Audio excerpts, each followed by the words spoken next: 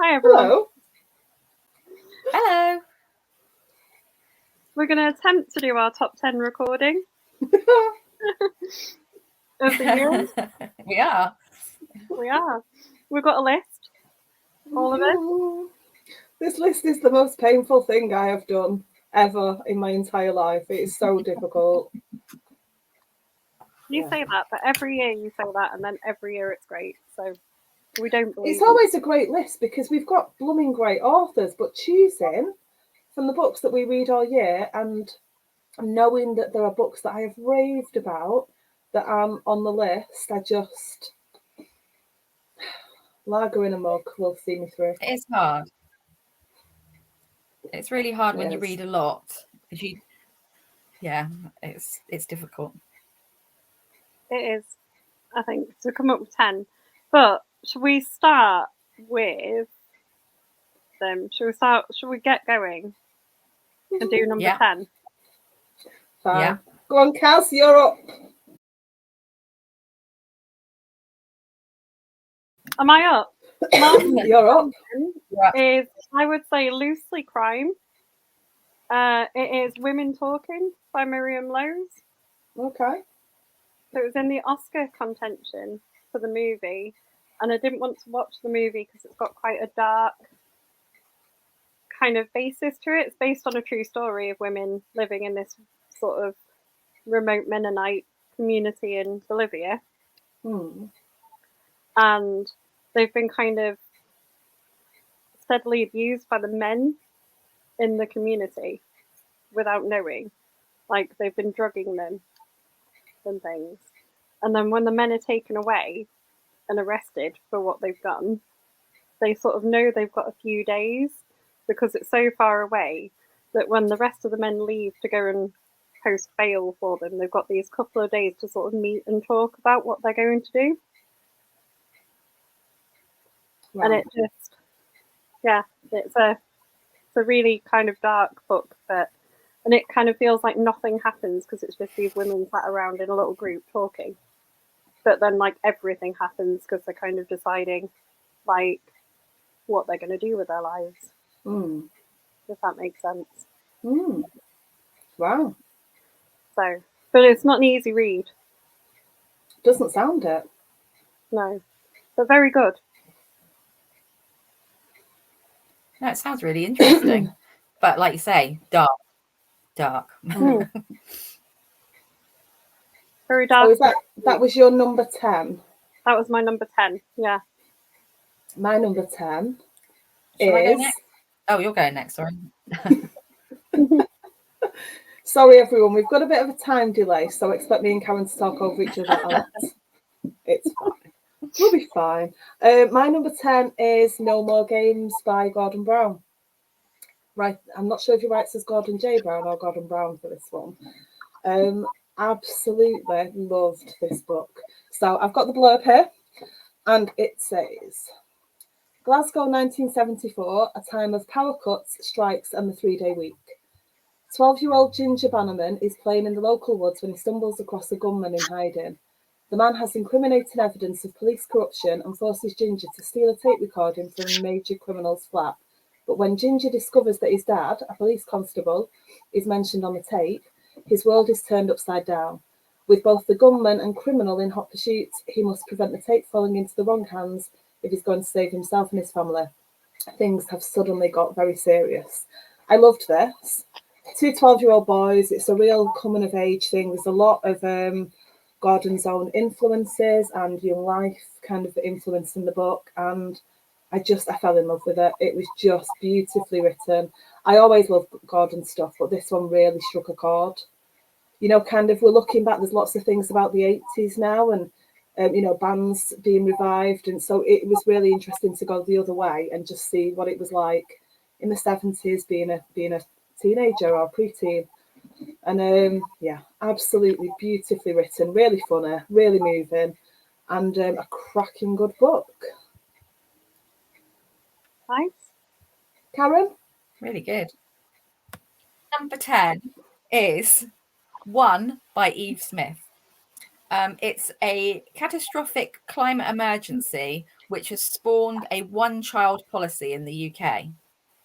And it is ruthlessly enforced by a really strict regime where compulsory abortions are made to be had. So it's quite brutal. And one of the girls who works for the Ministry of Population, as it's called, it sounds like something out of Harry Potter, but not. It's called Kai, and she basically has the job of making sure that if any people exceed their baby quota, that they pay the price. But then one day she finds out that she has an illegal sibling, and then she wants to fight. The hunt is on. She wants to try and protect her parents from the severe penalties that are sort of put in place for breaking the one-child family rule. So, yeah, it's amazing. It was a debut. I read it with Orenda Books, and it's really interesting how somebody starts off having a real goal in life to do the job that they want to do, and then when they find out that it actually affects them, how that changes, not straight away. It's really clever. So yeah, it's really twisty, and you don't know which way it's going to go, and I'm not going to tell you, so you have to find out yourself. But yeah, really Sounds loved brilliant. It does.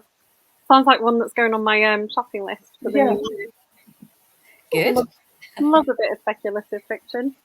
Number 9.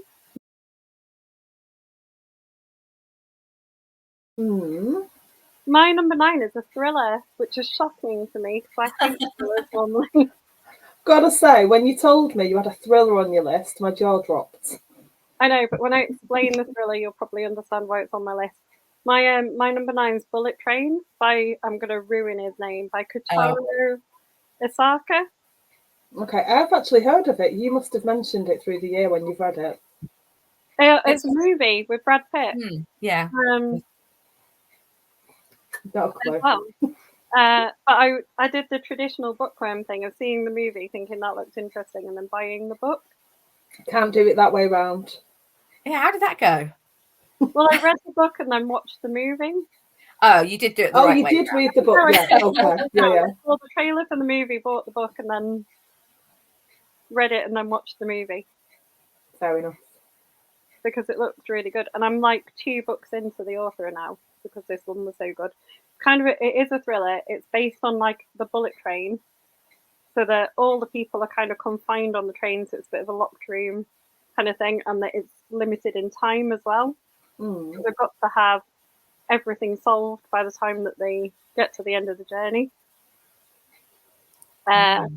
There's like a number of assassins trying to like go against each other to retrieve the contents of this case. I don't know how to explain it. It's absolutely bonkers. There's kind of multiple layers of it. There's like a standout kind of baddie in the Prince, who's like a villain who's just amazing. And there's like all weird references throughout to Thomas the Tank Engine as well. One of the assassins is absolutely obsessed with Thomas the Tank Engine, and he like uses it to like interpret the emotions of people, and like, you know, he knows that people aren't very nice, and he calls them like a Gordon, and you know, it's like Thomas the Tank Engine stickers and stuff, and that's like in the thing. And I love that like has translated, because you all know in my job I spend a lot of time being talked to about Thomas the Tank Engine, so I appreciated it. But yeah, it's just weird. It's bonkers and intelligent and funny and brilliant. It sounds really good. Yeah, it does. I've got it here to read, actually. I think I might just bump it up the list a bit. Definitely do. It's great. So, number 9 for me, another one that I absolutely loved, You Can Run by Trevor Wood. So, again, I have a blurb. It wasn't her dad they were after, it was her. Ruby Winter is surprised when her reclusive father invites a stranger into their house. She eavesdrops on their conversation and is alarmed when she hears a fight break out. She dashes into the kitchen to save her dad, but the stranger's the one lying on the floor in a pool of blood, which you really don't expect when this scene is unraveling. and Ruby, this young girl, is just, behind the door freaking out. Her dad urges her to pack a bag. They must quit their Northumbrian cottage and run. There isn't time to explain why, but as they try to flee, her dad is captured. The only people who can help her are the villagers she has shunned her whole life. But, desperate to find her father and to work out who took him and why, she must seek their help. But what if learning the truth means discovering the life she once knew was a lie? The man's a genius. I absolutely loved it. I lived in quite close to somewhere that really made me feel like I knew the village really well. And it's kind of a small street, but everyone's aware of who each other is, but nobody really knows who, or if anyone knows anyone, they all keep to themselves. And it's just been Ruby and her dad, and she's no idea why, but she's always been happy with it. But I loved, there's so much I can't say. I mean, I've loved all of Trevor's books. He wrote the Jimmy Mullen trilogy, which is a homeless man set in Newcastle. And it was almost like reading the opposite, but still with Trevor's voice. It was really interesting. It was like really pared back and really slow. It kind of got you in there slowly without it being high action and fast paced the whole time. I can't recommend it enough. It was brilliant. There's going to be so many books that we're going to have to read after this. Yeah. And how do we find time? Karen, what's your number 9? So my number 9 is another debut, which is a sort of a crime thriller by Mira Shah. It's called Her. And I'll read you. Been on my list for ages. Yeah, it's really good. So basically, the sort of premise is there's a lady who watches her neighbour from her flat. She sort of lives in a house with her husband and the child, and she sort of really wants the life of the woman who lives in this massive house across the street. And she becomes friends with her. And she's really lovely. Rani, she's called. She's the mother of 2 girls, and she's married to Joe, who's a school teacher.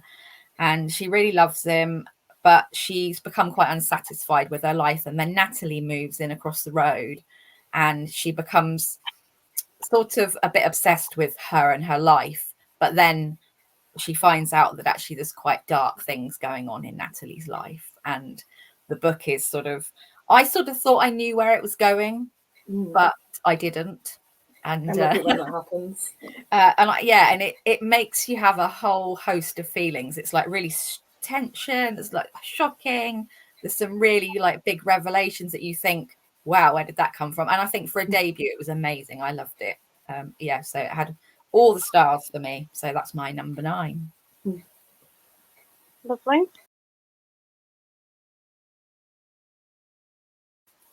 My number 8 is not crime. I'm shocked. I know. I have to have some non-crime. And completely, I don't even know why this is on my list. Do you know when I said in Women Talking that it's a book about like nothing happening and everything happening? I love books like that where it feels like nothing happens. And they're just really slow paced and lovely and gentle. This is one of those books. It's called She and Her Cat by Makoto Shinkai. And it's like interweaving stories of cats and their interactions with like the people who own them in the suburbs of Tokyo. And then how the cats kind of help change people's lives and help them process what's going on. It's just like, I don't know, it's kind of beautiful and heartwarming. Like, if you know what I mean, there's just lovely kind of slice of life stories on there. But the author is really well known, and I don't think it was very well published over here because it wasn't sort of like they didn't make a thing about who the author was. And the author's like a really famous manga author who wrote a book called Your Name that was like a huge movie and like massive. And I think if they published it with that, it probably would have done better. Yeah. So as soon as I opened it up and went, oh, it's by that author, I instantly purchased it. That's really interesting, isn't it? It's that power of the author that you love. Yeah, well, he's definitely one of my shut up and take my money authors. And I was But the book was like a massive bestseller in Japan, and it's just lovely, beautiful.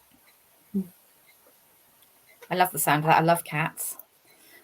See, I'm more of a dog person, so this is why this is so weird that this is on my list. But Yeah. I absolutely loved it.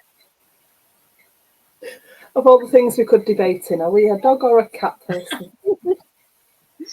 We'll let the audience decide. Number 8 for me. We're on number 8, right? Yeah.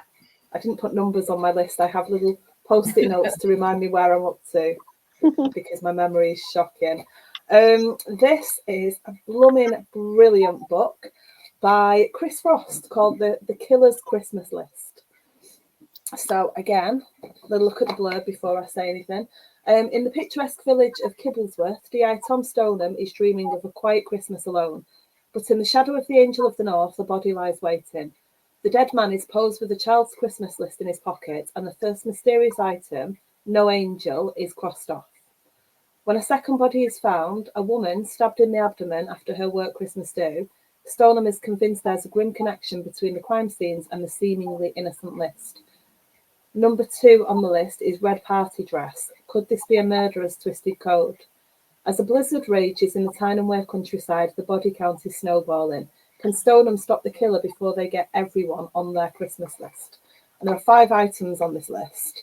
And I interviewed Chris recently, and this is a really difficult book to say anything about. Tom Stoneham is fantastic. The police team that Chris has built, they're great because they all really get on. So they're thrown in. It's Tom Stoneham's just supposed to be starting the next day, and he has to start the night before because this body's found.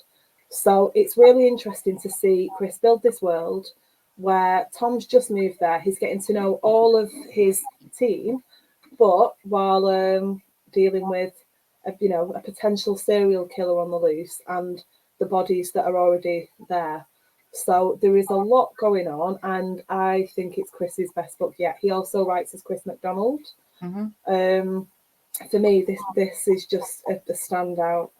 Absolutely brilliant book. And it was really nice to read something. I do love a cozy Christmas book. This isn't that. It was really, really nice to read something that was Christmas themed, but it's not all cozy. So it was a really nice twist on that, on top of everything else. So yeah, absolutely loved the book.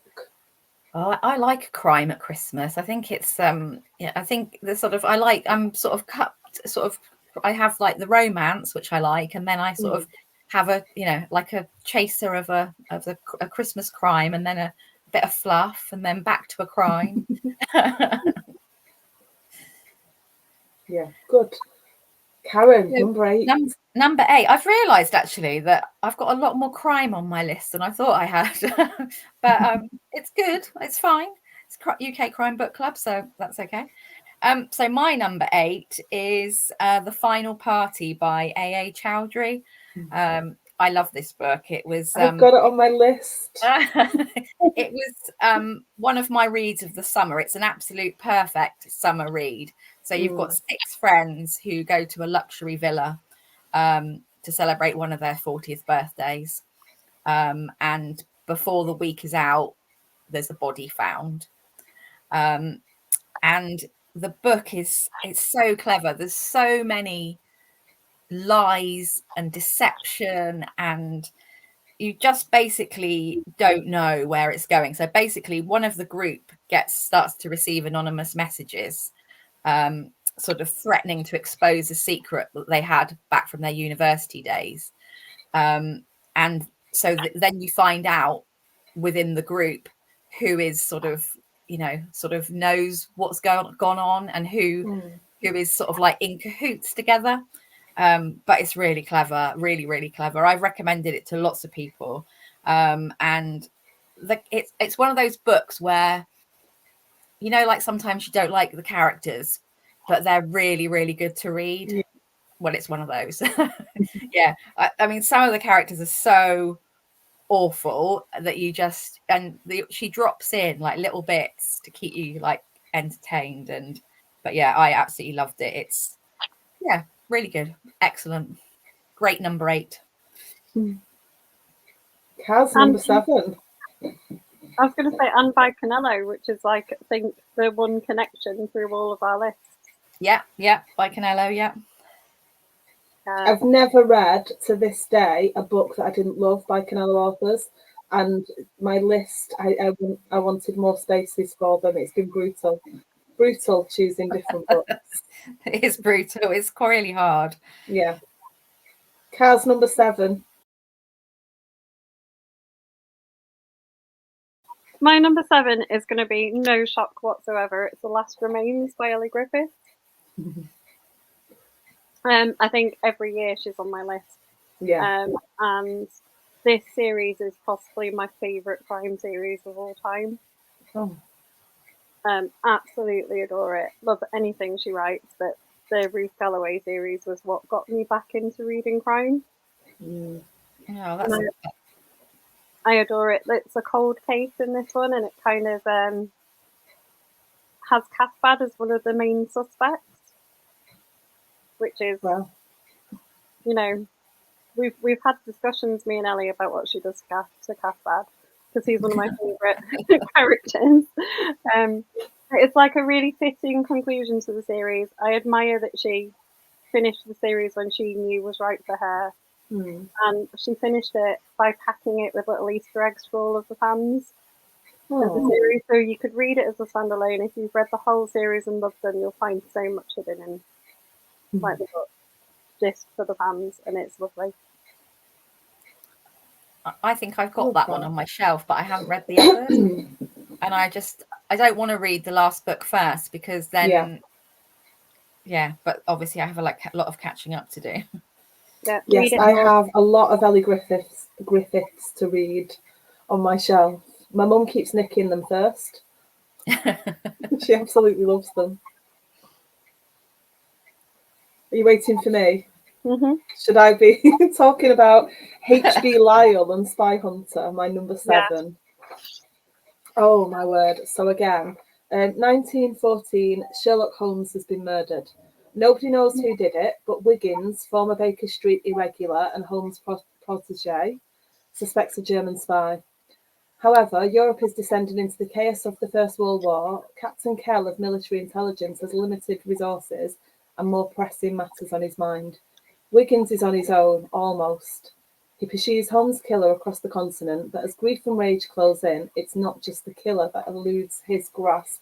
I absolutely loved this book. I've never read anything like it. It was just phenomenally good. So this is the 4th book in the series. Wiggins was one of Sherlock Holmes's irregulars, so it was a group of children that kind of could go through the streets and be unseen while they were gathering intelligence, children seen and not heard and all of that stuff. And his loyalty is always going to be to Sherlock Holmes. And then when Holmes is murdered, he goes across Europe, encounters many, many people and many situations. And it's so entertaining and it's so well written. And I didn't know that I was such a big fan of this kind of era, this age, kind of golden age, and throwbacks to spies of the past. And I absolutely loved it. And it's the 4th book, and they're all equally as good as each other. So yeah, really, really enjoyed reading it, talking to Ben about the books, and just seeing what he's going to do with Wiggins next. That sounds good. Yeah, it sounds really great. Good. So my number 7 is actually 2, and it's the 2 Toms, because I couldn't decide between them because they were both equally great. And so the first Tom is Tom Hindle, and that's The Murder Game. And that one actually is quite similar. So it's set in the 1920s in a seaside town. The guests assemble for a New Year's party. It's very sort of Cluedo-esque. And then, there's a guest murdered, obviously, quite quickly. And then the detective comes in. Again, I realised that I like that I really like locked room mysteries, and I really like unlikable, flawed characters. And this one again has all of those things. I think it sort of happens quite swiftly, the murder, so you know that that's going to happen quite quickly, but it's also got a Devon connection, and it's got a lighthouse as well, which was two extra things that I thought was really added to the. It's really, really clever, and I really loved it. And when we chatted to Tom on here, and it was amazing to find out how he's sort of written it. So, and the second number 7 is The Murder Wheel by Tom Mead, which is the second in the Joseph Spector series, which again set golden age crime, and Joseph Spector is a magician or retired magician turned detective, and Tom's sort of portrayal of that and his knowledge of the golden age is immense, and it really comes through in his writing. Really clever, really twisty, again sort of locked room scenario, I would say. I don't want to give away too much, but I loved both of them. So number 7 is all about Tom. Excellent. And all about the golden age. All about the golden age, yeah, definitely. I like a locked room mystery, I'm not gonna lie. Yeah, I don't think you can beat them, really. I think they're, well, I mean, you know, they're just sort of tried and tested, aren't they, for so many, you don't know what you're going to get, but you do know what you're going to get. Yeah. So they can be twisted in so many ways as well, that's what makes them interesting. Yeah. I think about all the Jonathan Creeks that I watched. I mean, and they're like so many, aren't they, like around that sort of, you know, that can't happen, but it always can. Honestly, never watched them. If you really are not. Yeah, they look great, but I've just it's one of those things that you think you're going to get to, and then I'm still not there yet. A bit like the toppling to be red pile behind my head. Yeah, I've got about 7 of those as well. Yeah, we won't talk about those. No. My memorable moment of this year is my TBR pile, or one of my bookshelf piles, just falling over in the middle of the night. Luckily, you're still with us. It's fine. There's a book title in that somewhere, isn't there? Death by TBR. Well, one of my favourite mangas of all time is the woman who gets like basically kind of isekai'd into another world by dying under a pile of books she hasn't read. And James was just like, that's going to come true. You're trying to make it happen. Yeah. Don't put the bed next to the TBR pile. It's a bad idea. Surefire death waiting to happen. Yeah, it's not good. My number 6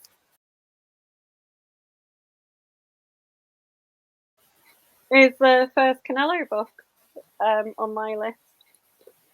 Not the last, but definitely the first one. And it's A Bitter Remedy by Alice Hawkins. Oh, you got this one, and I've not read it yet. I got to interview it, and I absolutely love this book. It's like the first of a new series, and it features Non Vaughan. She's like a woman studying at Oxford in the 1880s. She can attend lectures there, but not graduate. And annoyingly, she could graduate if she went to another university, but she really wants to study at Oxford with this particular lecturer. So she goes there, and then obviously like crimes happen, and she gets drawn into investigating. But it's also got like real characters in, so it features like Charles Dodgson, who was Lewis Carroll, and Non on her own is like a kick-ass kind of heroine, if you know what I mean. You can't, like, everything about this book is brilliant. It's really intelligent, really clever, really interesting. Definitely a series to watch out for, I think. That sounds really fascinating. I think I really like that sort of, where sort of women are sort of still quite not able to do the things that men do, but try to overcome those barriers. Yeah, she does it in quite a believable way as well. Yeah. Which is good. Like, it's well handled, if you know what I mean. So she comes across barriers, but then also she can help in the investigation by doing things that sometimes the men can't. Yeah. I do love it when that happens. Yeah. Yeah. Don't we all? Okay, what number are we on? 6. 6. Okay. I knew I should have written numbers on my post-it notes. Can I Trust You by Rob Gittins. This is a Holbeck book, another publisher who I've never read anything that I've not loved by.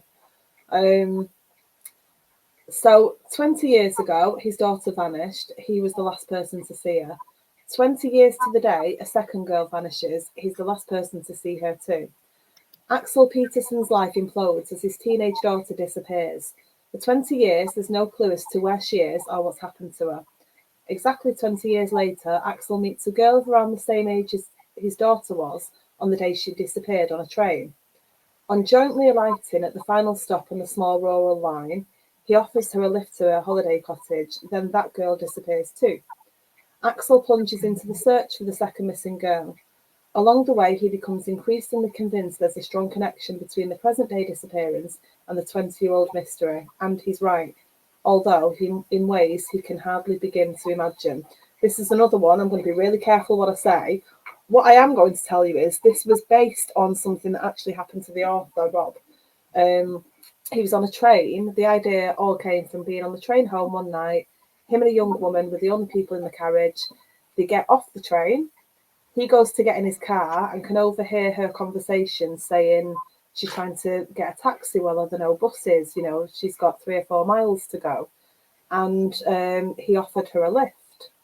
The next day, he drove past where he dropped her off, and there was a police cordon. This really happened to him. There was a police cordon, and he pulled over and spoke to the policeman, who then was really suspicious about why he'd stopped.